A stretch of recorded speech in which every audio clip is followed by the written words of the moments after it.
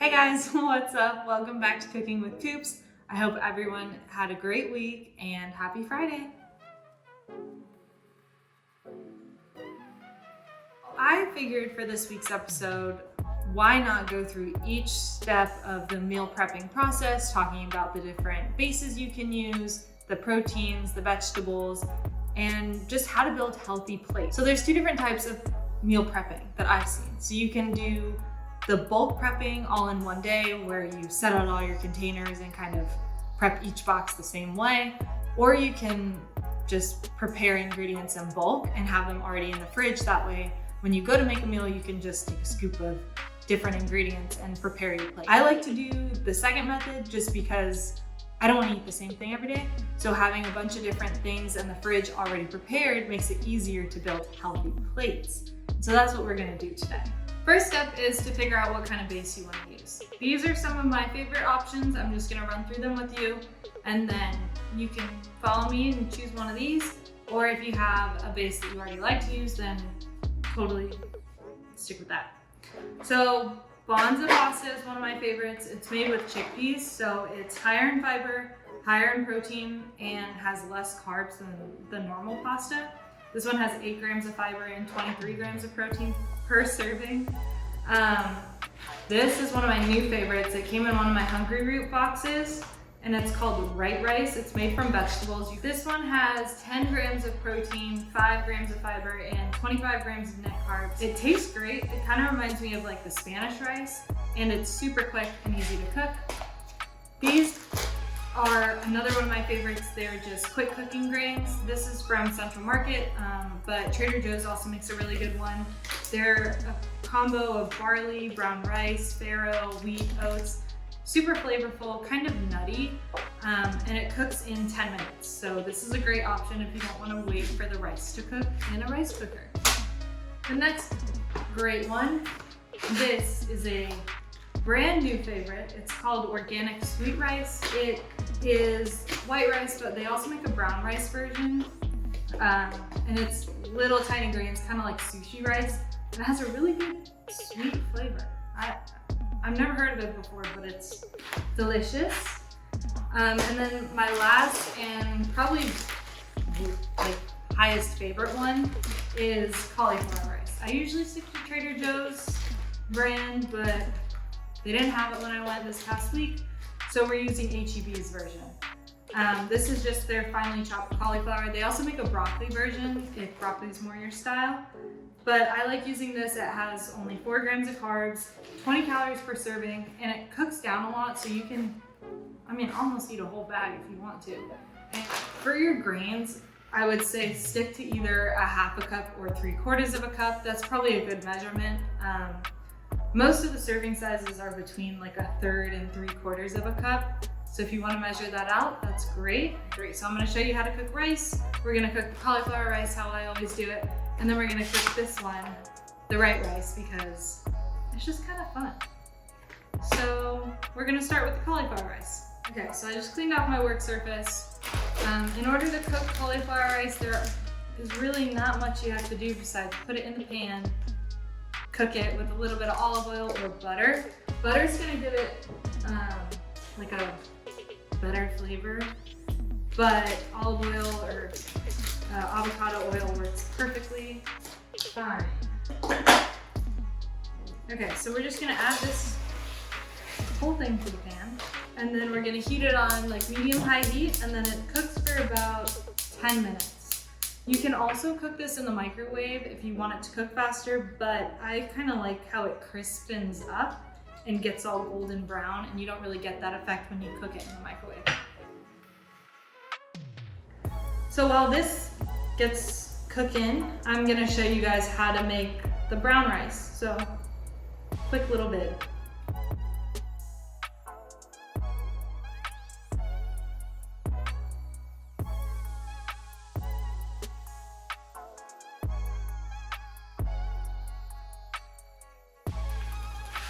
Okay, now that the cauliflower rice is kind of getting cooked, I'm gonna start on the right rice. To cook this, it's gonna be a 1-to-1 ratio, so I'm gonna cook the whole bag, so that's 1 1/3 cup, and then we're gonna add 1 1/3 cup of water. So I just added the water, now we're gonna wait for it to boil, and then we can add in our rice. Okay, so I just transferred the cauliflower rice to a glass container. We're just gonna let it cool for a couple minutes, and our water is boiling now for the white rice. So the next step is to just pour it into the water, remove it from the heat, and just let it cook for 10 minutes. And put the lid on it, and then take it off the heat and let it cool for 10 minutes, and then it's done. Our white rice is done. Now we're just gonna transfer it to another container and then stick it in the fridge. Choose. I like to stick with the lean protein options, so that's like chicken, turkey, any seafood, shellfish, rather than choosing red meat options. I just don't cook a lot of red meat at home, and I also like these options better. So today I'm gonna show you what I like to make, and we're gonna go through turkey meatballs, chicken tenders that I just cut up into little pieces, and then also salmon. Okay, so first we're gonna start with the ground turkey meatballs. This recipe is really easy. I made them ahead of time so you guys didn't have to watch me make them. It's just ground turkey. There's 1 shallot in here, and then also an egg and some panko flakes. I'll put the recipe below so you can see how to make these. I either use this recipe and make little turkey meatballs, or I like to make turkey burgers. You can also do this with ground chicken. These are perfect for portion control. I usually put them in little 1 ounce balls and then have either 3 or 4 with my lunch or with my dinner. So these are gonna take about 4 or 5 minutes to cook per side, and then we're just gonna flip them over. I've already seasoned them with salt and pepper. You can add any other seasonings that you want. Okay, now that the turkey meatballs are done cooking, I'm just gonna transfer them to this glass container and then move on to the next one. What I like to do for this is buy the little chicken tenders and then cut them up into small pieces because it helps them cook faster. This is optional. So we're just gonna cook them in a little bit of olive oil, and then you can use whatever seasoning you like. I tend to just do like salt and pepper, and then I have this umami seasoning from Trader Joe's that I like. Today I'm gonna be using the Trader Joe's lemon pepper seasoning, which I think is gonna be really good. So we're just gonna slide this into the pan. Okay, now we're just gonna add the lemon pepper seasoning, a little bit of salt, and then some pepper.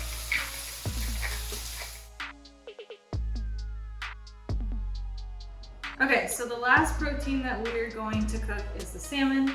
This is the Trader Joe's barbecue cut salmon. I like theirs because it's already portioned out and it makes it much easier for prepping.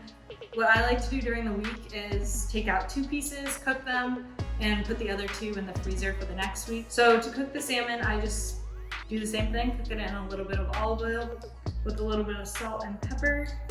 Okay, so we're just gonna throw this skin side down. Some people throw it skin side up. I don't really think there's a difference.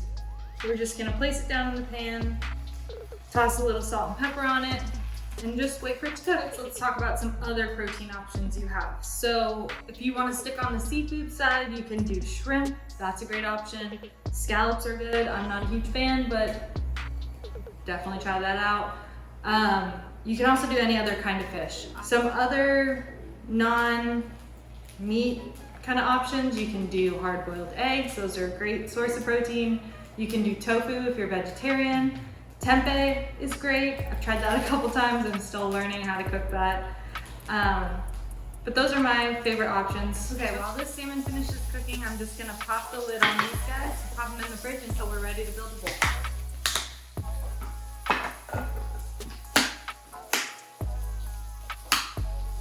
Okay, now that our salmon is all done and crispy, we're just gonna transfer it to another container and then let it cool on the counter. Okay, so the last and final step of our meal prepping plan is to go through the different vegetables that you can use. So for this, I got some broccoli. I bought the packaged broccoli at Trader Joe's that is already cut up. If you wanna buy the head and just cut it yourself, that's totally fine. I have summer squash, red, yellow, and orange baby bell peppers, and then cauliflower. butternut squash zigzags, which are one of my favorite products from Trader Joe's. I guess I have a lot of favorite products. And then also Japanese sweet potatoes, which I cut up into this big bowl. The thing to remember with the vegetable options that you can choose is that the ones that are darker, like your zucchinis, your kale, those are gonna have the most nutrients, like vitamins and minerals in them compared to the lighter colored ones. So if you think about like kale compared to iceberg lettuce, the kale is gonna have a lot more nutrients than iceberg lettuce, which is basically just water. What we're gonna do is we're gonna throw all these in this big bowl, coat them in a little bit of olive oil, and then toss them into the oven at 425. So I'm just gonna do this. I recommend you cutting everything into same size pieces. That's gonna help everything cook the same. The sweet potatoes are gonna take the longest, so you could even cut those a little bit smaller to ensure that they cook properly.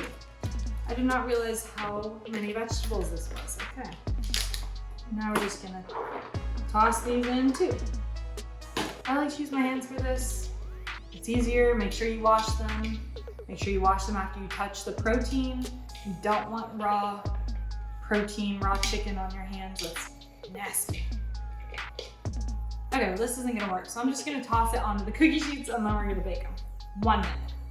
Okay, so I just grabbed 2 big cookie sheets. Oops. We are gonna put olive oil on them, and then you're just gonna toss out a bunch on the tray. I might need a 3rd tray. Okay, these are now ready. They're gonna go in the oven at 425 for about 25 to 30 minutes. Make sure that every so often you go in, open the oven, and you just stir the vegetables around so they don't get burned on one side. Okay, so we have 3 trays of veggies. This is a lot. So we're just gonna let these cool, and then I'm gonna transfer them to a container, and then we're gonna dish up a bowl. Okay, so I've just started transferring these to a nice glass container. I'm gonna let them cool in here a little longer with the lid off before I put them in the fridge. Okay, I just pulled everything back out of the fridge because I'm about to make a bowl for dinner. But I just wanted to show you how much stuff we made. And this probably took me like an hour and a half, which is not terrible. And this will probably serve, well, my family will probably eat it in like 2 or 3 days. But if I was at school by myself, this would feed me for at least a week for lunch and dinner. So please try this out. Let me know if you have any suggestions for the next video. Thank you for watching. Please subscribe. Bye.